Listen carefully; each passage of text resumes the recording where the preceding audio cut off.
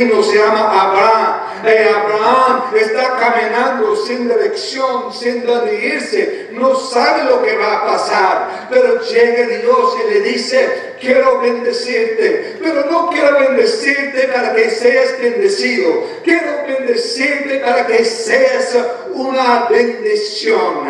Déjame explicar eso. Una palabra como así cambia la vida. Yo me recuerdo cuando era pastor de una iglesia chiquita en Luisiana, de gitanos.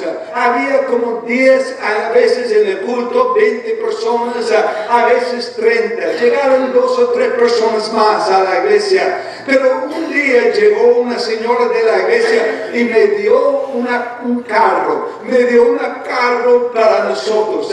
Mi esposa y yo tenemos un cacharro y ahora tenemos otro cacharro. No se me entienden. Pero era un LTD. El LTD, el Ford, era más largo que esta plataforma. Era uno que tenía lo que se llama encima el vinal, ¿lo recuerda eso? Que tenía puesto y se le corta o algo le pasa con un corte, se llena del aire, parece como algo así, como un nube encima del carro. Y no tenían choques, y iban así en el camino, y la gasolina tenía un motor el tamaño de un avión, ¿no? Y tomaba la gasolina pero era un carro, mano. O sea, para nosotros era una bendición porque no teníamos un carro. Esto es ser bendecido. Pero pasan los años, me encuentro con un joven tratando de comenzar el ministerio, no tenía un carro. Yo le doy mi carro, mi Jeep, mi Jeepeta, que tenía de Gran Wagoneer, que era muy buena, y le regalé yo este carro. ¿Bendición o más bendición? Algunos dicen: no, yo lo que quiero es la bendición, yo no voy a regalar nada. Mira, tú no entiendes lo que es ser bendecido, porque yo tenía 2 carros ahí atrás en el garaje. Cuando me regalaron el cacharro que tenía, no tenía uno que valía, pero ahora tengo 13 y estoy listo para dar uno a un muchacho comenzando el ministerio. Entonces Dios habla a Abraham y le dice: Abraham, tú eres un peregrino, pero si me sigues a mí, un día vas a ser bendecido, pero un día vas a ser más grande que eso, va a ser una bendición. Otra palabra, les dice una palabra a un hombre que está muerto, pero no está muerto, está muerto hasta que huele. Yo no sé si ustedes han visto gente que huele, que no valen para nada, no tienen vida, no hay esperanza, no hay nada para ellos. Pero pasa Jesús y una palabra de Dios le cambia la vida de este muerto que huele, este muerto que no tiene vida. Él pasa y dice: Lázaro, ven, Lázaro, ven. No tiene palabras sueltas de aire que suena como un político. No, él le dice lo que cualquier puede decir: Lázaro, ven. Y Lázaro sale de la tumba, y Lázaro vive, Lázaro hace algo. Estoy aquí para decirle: hermanos, Dios tiene una palabra para ti, para cambiar tu vida. Esta es una máquina que Dios traje para mostrártelos. Hay mucha gente en el mundo que no pueden oír. Esto es paz, da la palabra de Dios. Si quiere escucharlo en turco, esta es la palabra de Dios en turco, el Nuevo Testamento. Se puede poner esto enfrente a 50 personas. Esas 50 personas oyen la palabra de Dios. Y me han dicho cuando ellos lo escuchan, comienzan a llorar. Porque no tenían esperanza, no saben leer, no saben cómo escuchar la palabra, no van a iglesias, están reclutas en casas con las luces no aprendidas, puestas allá escondidos, y saben si alguien de afuera van a escucharles, van a verle a ellos escuchando la palabra de Dios, le van a matar, pero ellos lo escuchan porque dicen, cuando oigo esta palabra, o sea, me cambia la vida. Una palabra de Dios cambia las cosas de una vida, de un joven que llega a ser la madre del Señor Altísimo. Una palabra sana cuando los médicos dicen, no hay forma, estás enfermo, vas a morir. Una palabra de Dios dice, estás bendecido cuando no hay trabajo, cuando hay escasez, cuando no hay esperanza. Dios tiene una palabra para ti. Aleluya. Segundo, la palabra de Dios cuando llega es una profecía. La palabra de Dios profetiza a la vida de la gente. El ángel dijo, María, no temas. Dios te ha concedido su gracia. Vas a quedar encinta, darás luz a un hijo y le pondrás por nombre de Jesús. Mire lo que él dice. Vas a tener un niño, vas a ser el nombre de él, Jesús. Pero ese niño va a ser un hombre grande, va a ser el Hijo del Altísimo, de Dios. Va a ponerle y le va a dar el trono de David. Eso era la esperanza de todo el pueblo de Israel. Y el ángel está diciendo a este joven, tú vas a tener ese niño. Era una profecía del propósito de su vida. ¿Sabe cuál es el problema de muchas personas hoy en día en la iglesia? Buscan una profecía de la futura de su vida. Futuro, ok, perdón. El maestro habla. En otras palabras, la gente parece que quieren saber si voy a tener una casa buena, me va a vivir bien con el seguro social, que me van a dar dinero, si voy a estar, ojalá ese pastor me habla así. Y estamos buscando gente, como dice un hombre, dice, tiene un corte de pelo de $60 encima de una cabeza de $6.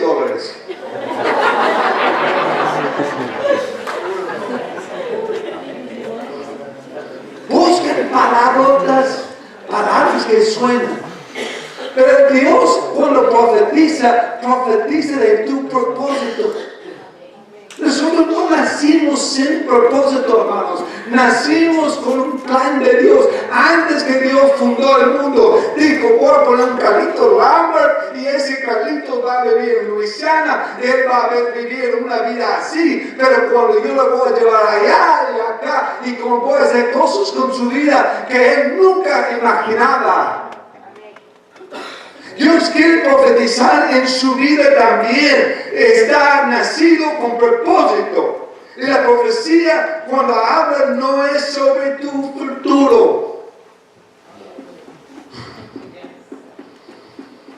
Dios no está aquí para profetizar que vas a tener un carro Mercedes.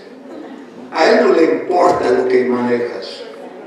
Si usted puede pagar el cambio de aceite, cómpratelo. Pero si no puede pagar el cambio de aceite, mejor que manejas un poco este Ford. Y Dios te va a decir lo mismo. Pero si quieres saber lo que Dios quiere hacer con tu vida, Él está listo para tener esa charla. Tercero, una palabra de Dios requiere o profetiza sobre su vida es complicada. Versículo 34, María dice al ángel, ¿y cómo esto va a suceder? Nunca tengo un problema, nunca he estado con un hombre. ¿Cómo va a aparecer todo eso en mi vida? ¿Cómo va a pasar todo eso? Yo me recuerdo a los 9 años cuando yo dije al Señor, voy a servirte como misionero donde usted me lleva. Yo no sabía nada, nunca había estado en un autobús, menos un avión. Nunca, yo vengo de padres pobres, una madre que trabajaba como cocinera en una cocina de un restaurante por 10 horas al día para que nosotros pudiéramos comer. Yo Yo no sabía cómo llegar con los zapatos. Yo tenía 2 o 3 ropas. 2 para toda la semana y 1 para el domingo. Y el domingo no me preocupaba qué voy a usar el domingo. Yo me levanté el día diciendo, pongo traje, pongo saco, ¿qué hago yo? Yo tenía una ropa para el domingo y es lo mismo todos los domingos. Y ahora Dios me está llamando a hacer cosas.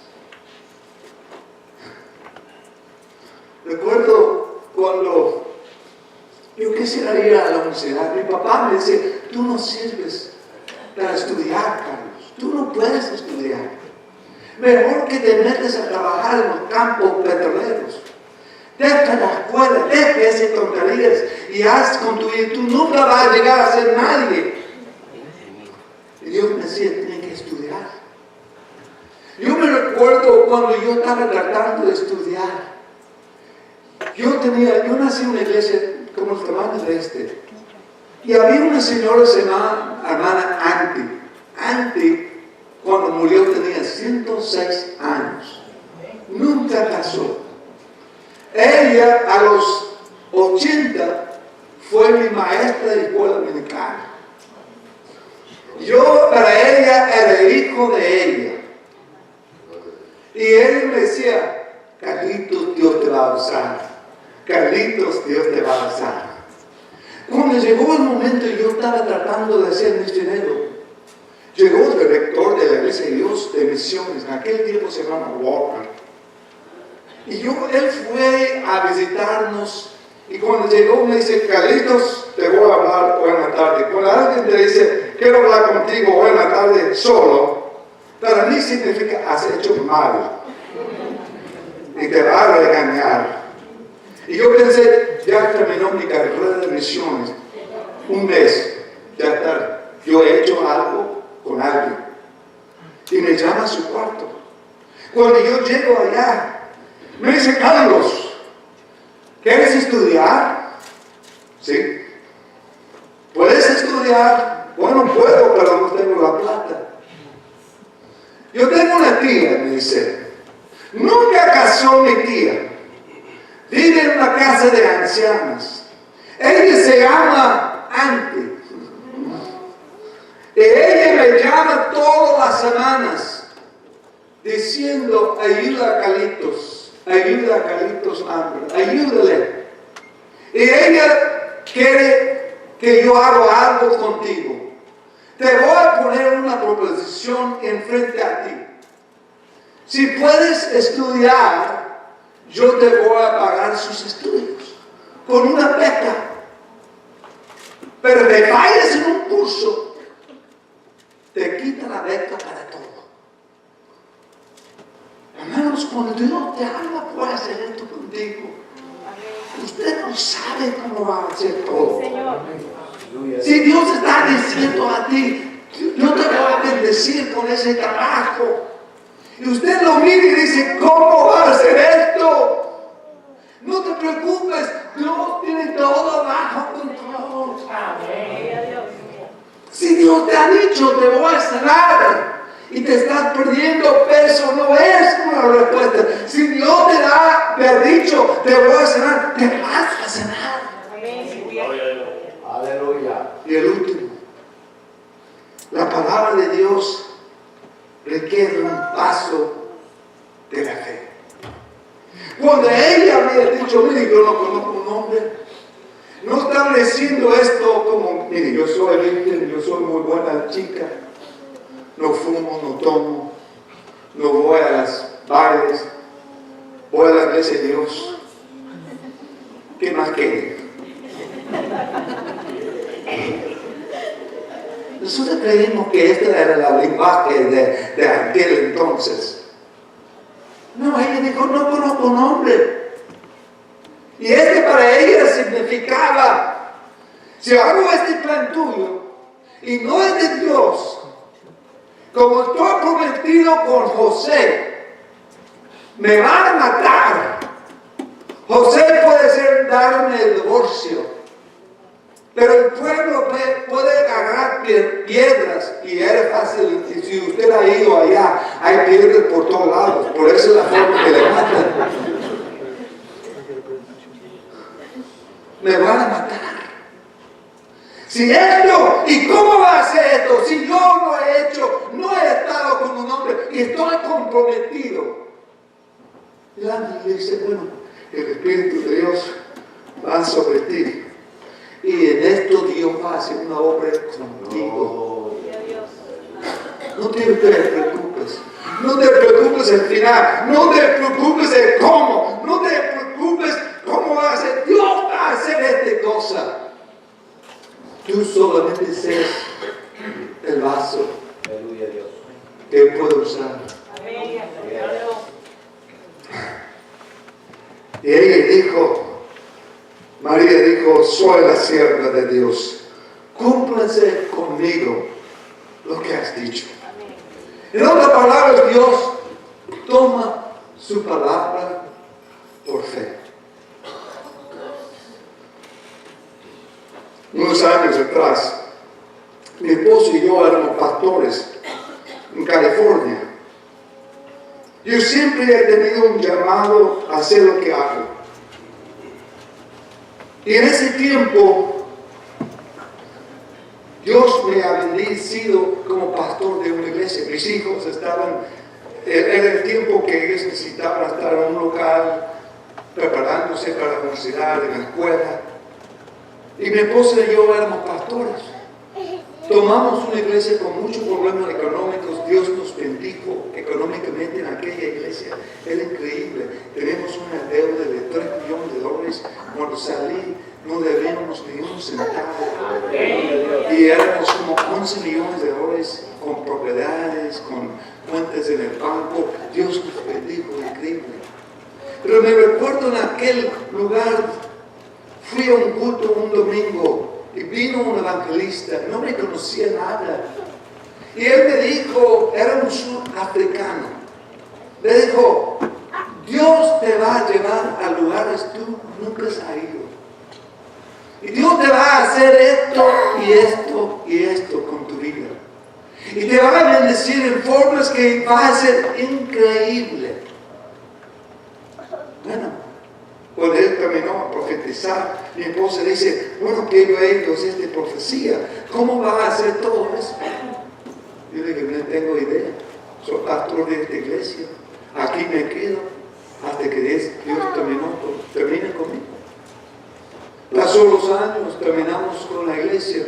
Fui a trabajar en comisiones de la iglesia de Dios. De esto fui al Medio Oriente. Y un día me invitaron a un viaje al Congo y fui al Congo, allá estaba yo en el Congo y estaba yo trabajando con mujeres violadas, miles.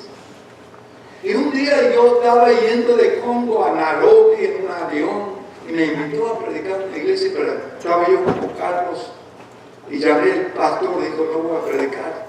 El piloto de vuelo de nuestro avión, en aquel tiempo yendo a Congo, era un pastor también y había levantado una iglesia y me invitó a la iglesia. Y yo le llamo un domingo en la mañana en Nairobi, dígame la dirección. No, yo te busco, me dijo. Y me va a buscar y vamos a la iglesia y llego allá. Y cuando llego a la iglesia, una iglesia grande, predicando un sudafricano. No predico un mensaje de profecía. No predica un mensaje como prediqué yo hoy. Predica un mensaje de sanidad. Y yo como el pastor con gripe, dije, bueno, no soy muriendo de algo feo, voy a vivir, creo. Pero a veces no, pero creía. Y él hizo una línea, una cola, una línea, de este lado hasta aquel lado. Como 1000 personas en la iglesia para los enfermos, y venía mucha gente. Y él comenzó allá, y yo fui al último, y fui allá, porque yo pensé, bueno, mis enfermedades no son tan malas, solamente tengo gripe y con la garganta mala. Y el pastor comenzó, el predicador comenzó orando por los enfermos. Yo me puse a este lado, solo, orando. Había como 300 personas. Enseguida yo estoy orando, siento una mano sobre mi hombro. Y él comienza a profetizar. No profetiza que voy a ser sano de gripe. Me duró una semana más. Profetizó lo mismo que había dicho el hombre 15 años atrás. Para decirme Dios iba a hacer conmigo lo que había comprometido. A veces pensamos que la palabra de Dios viene y va y no tiene significancia, o era para esa época, esa temporada. Pero nosotros lo hicimos todo lo posible y Dios se mudó a otra cosa, se ocupó de otro problema más grave que nuestro, y pensamos que Dios pasó eso. Pero con Dios nunca. Sea de 9 años, sea de 40 o de 80. Si Dios te ha hablado, Dios cumple con su palabra. Señor.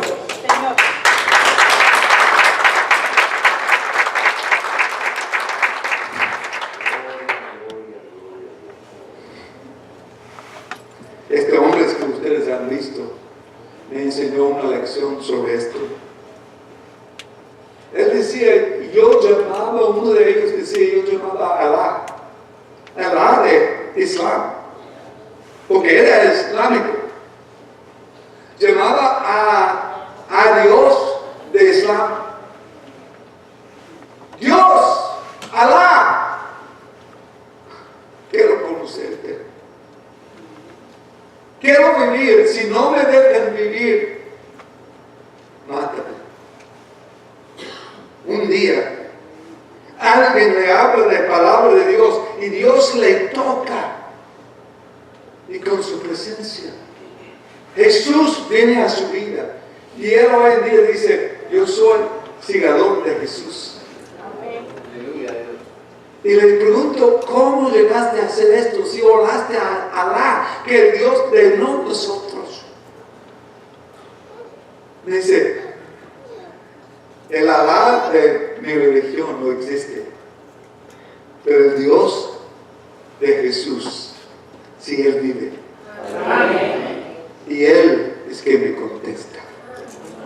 Hermanos,